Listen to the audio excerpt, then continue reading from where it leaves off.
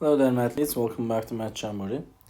In this video, we have another AP Precalculus type of a question for you from the topic of exponential function. Let's solve it together. The exponential function f is defined by f of x equals a times b to the power of x, where a and b are positive constants. The table gives values of f of x at selected values of x. Which of the following statement is true? So, f of x is given as a times b to the power of x. We will use this data, f0.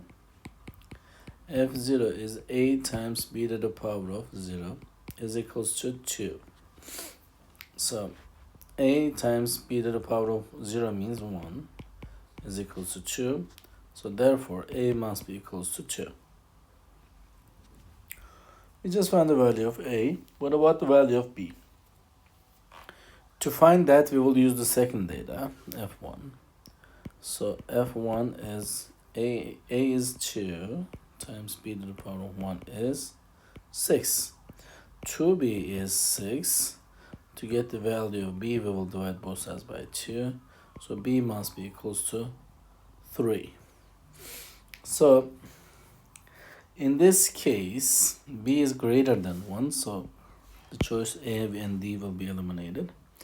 So, is it B or C? The only difference is growth and decay. Growth means as x values are increasing, y values are also increasing. Decay means as x values are increasing, the y values are decreasing. So let's check it out.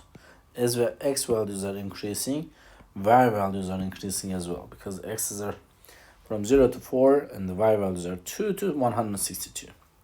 So since they're both increasing at the same time, this is a growth function. Therefore, the answer will be choice B. I hope you found this video helpful. If you did, please give it a thumbs up. If you have questions or comments, you can always leave it below there. Thank you. See you next time. Bye-bye.